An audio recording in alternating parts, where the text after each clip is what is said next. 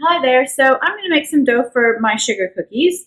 It's a very simple recipe and it makes great cookies for decorating after. So I'll decorate them after and show you how to do that as well. But very simple recipe. So 1 cup or 2 sticks of butter into my bowl. Then I'm going to add 1 cup of sugar and beat that up so it's nice and light and fluffy. There we go. So it's a nice light color, nice light and fluffy. So to that, I'm going to add a teaspoon of vanilla,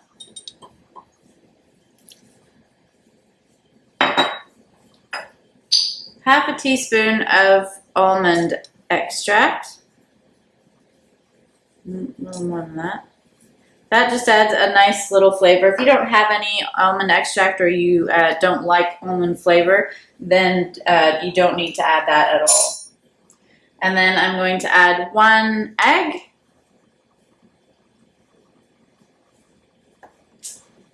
and 1 tablespoon of milk.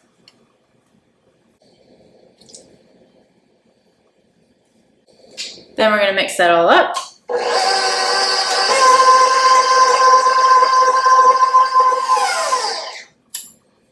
Okay, so those are all our wet ingredients, and now in my bowl I've got 3 cups of flour, 1.5 teaspoons of baking powder, and 1/4 teaspoon of salt. So I'm just going to add that all into my bowl and mix it in slowly.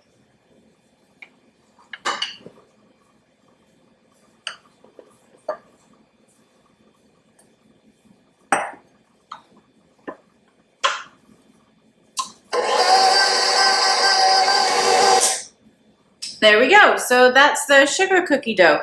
So all I'm going to do is wrap it in some cling film and pop it into the fridge for about an hour, and then I will come back and roll it out and show you the cookies I'm going to make. Okay, so I've let my dough chill for about an hour in the fridge, and I've just taken it out and I've just given it sort of a little bit of a knead almost to sort of soften it up a little bit. You just need it to firm up a little bit. You don't need it to go super hard, so just let it sit at room temperature to bring it back to sort of being easily rollable. If you have it too cold, what's going to happen is it will crack as you're rolling it, which is okay. You can just put it back together and keep going. So this is actually half of the dough. I've divided it in half just to make it a little bit more manageable. And I've also got some flour on my counter and a little bit on the top. So I'm just using a wooden rolling pin. And I'm just going to roll my dough out. And as I go, I'm just going to turn it to make sure that it's not sticking to my counter.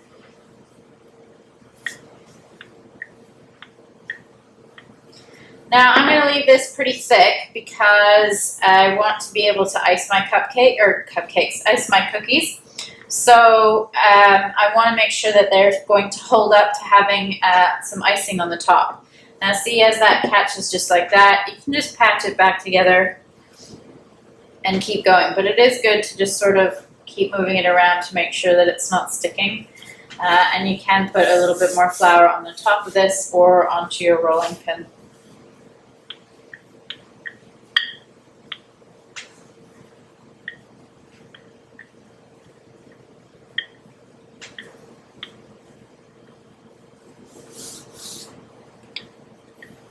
And if you just use your hand to move it over the top, you can sort of feel where your dough isn't quite so evenly rolled out.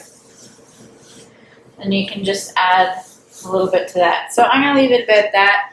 That's probably 1/4 inch thick or so. So I've got nice thick cookies.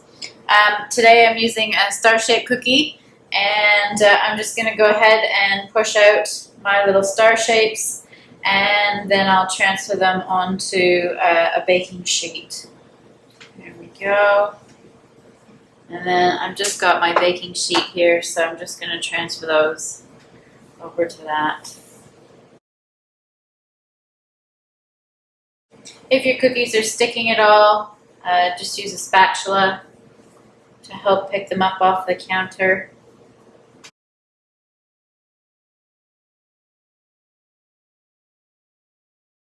So that's my first little bit. Then I'm just going to gather my dough back up, put it all back together, grab a little bit more flour,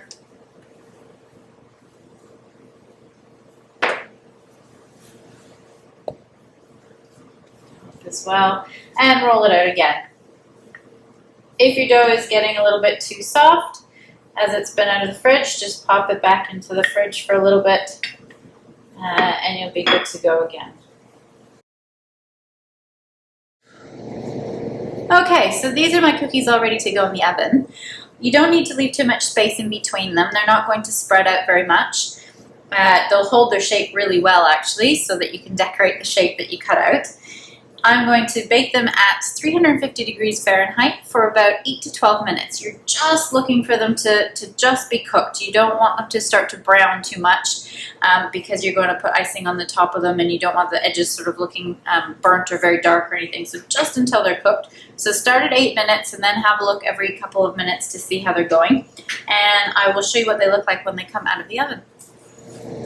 Right, so I've just taken my cookies out of the oven. You can see on the edges of them that they're just ever so slightly starting to go brown. Very, very light still in the middle. They are definitely still holding their shape, so they're not too soft or anything like that, and they're definitely cooked.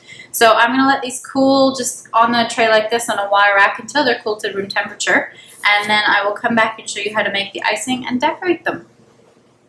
So I've got my mixer set up to make my icing for my cookies. I am going to be making Color Flow icing, which is a Wilton product that I like to use. If you want to use royal icing, you can use that. I like this product because it tends to give my cookies a lovely sort of shiny and smooth top when it dries. So I like to use this. Most cake stores sell this, or you can buy it online from wilton.com. So the recipe comes in the little container, and basically I've sifted 4 cups or about a pound of icing confectioner sugar into my mixer, and then to that I need to add 2 tablespoons of the Wilton Color Flow mix.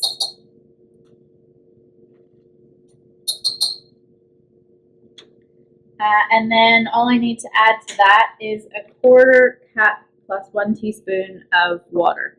So I'm going to pour all of that in, and then all you do is let your mixer mix on sort of a medium-low speed for 5 minutes, and I will show you what that looks like.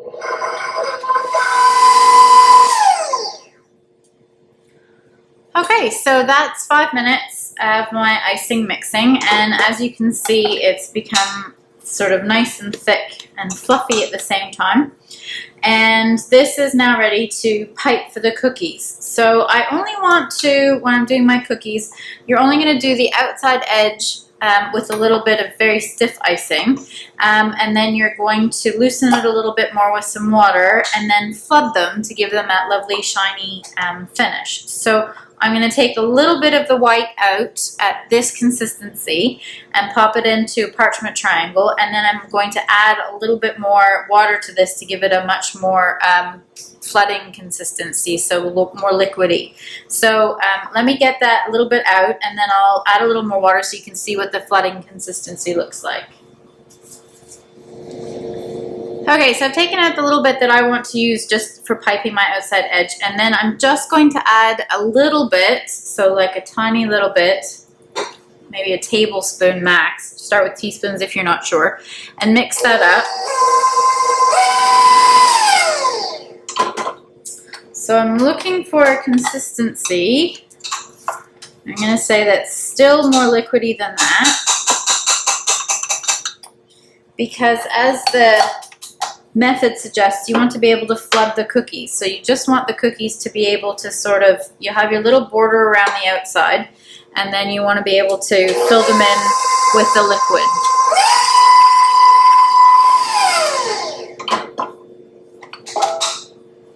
There we go. So that's getting closer to the consistency that I'm after. I'm going to go a little bit thinner than that even.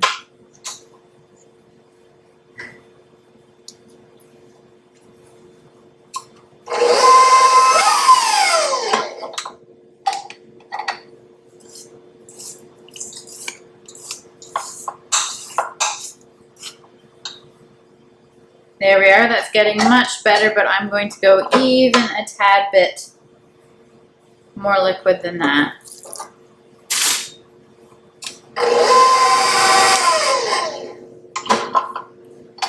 Okay, so as you can see with that, it falls back into ribbons, and that's the consistency that I like it to be for flooding, so that as you can see, it sort of smooths out the surface on its own as it falls off of the beater, and that means that you'll get a really nice smooth finish on your cookie. So I'll get this ready and show you how to start piping your cookies.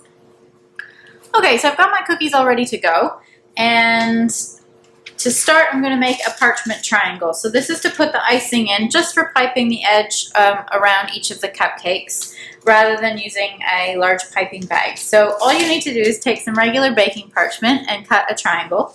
And then all you're going to do is you're going to take the two ends, the long ends, and you're going to cross them over, and you're going to wrap them around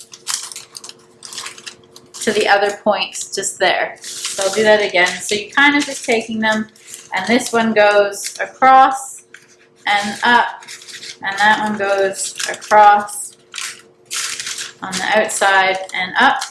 So then you've just got your little triangle like that. Just cross the tips a little bit further at that end, and that gets you a really nice sharp point at this end for doing your piping all along and all the details along there. So once you've got it like that, then you just turn it around, and you're going to take your three little peaks, and you're just going to fold them inside. And then you fold them one more time, nice and tight. And then you've got your little parchment triangle to fill with your icing that you're going to use. So the icing that I've got is the stuff that we just made. This is the first batch, so it's nice and thick. And you want to make sure, if you're not using it, or you're going to tint some of it later into a different color, that you do cover it with some cling film, as it obviously dries out on the top of the cupcakes. If you just leave it be, it will dry out just on the bowl on its own and get nice and hard for you. So I've got it in my spoon just like this out of the bowl. And I'm just going to take the parchment triangle that I made and pop that straight inside the parchment triangle. And I'm just going to use it to get it off of my spoon.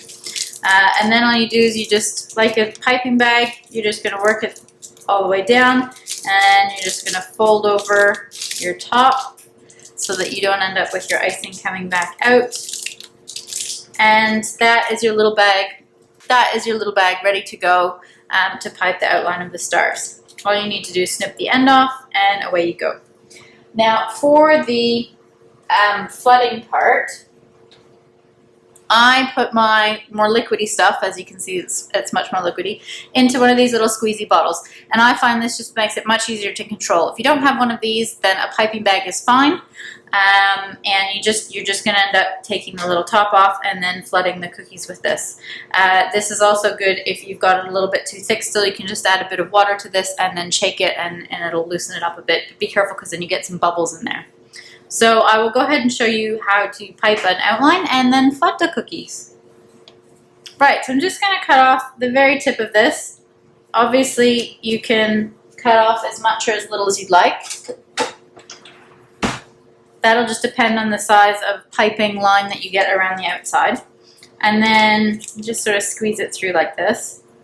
The parchment triangles are also quite good because they give you a little bit more control over your piping. Now this is generally how I hold mine. So this finger is going to hold that little roll close at the top, and then I've got two fingers so I can draw my pattern. So if I just take one of my cookies, actually I'll just hold it like that. All you're going to do is follow the outline of the cookie. And then all this does is it creates a little border that is going to hold your liquidy icing in. So make sure you join it back up. So that's all you're doing with this. And so I'm going to go ahead and do that on the rest of my cookies.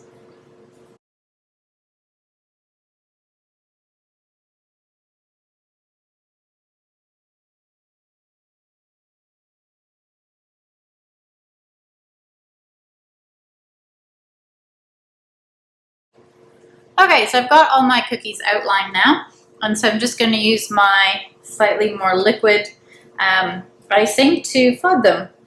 So with the little border that you just put on, all you need to do is just squeeze your icing in and use the nozzle to make sure that it gets all the way up to touching your little border that you put on. So it's kind of like you've made a little dam for your icing. So you just flood them in like that.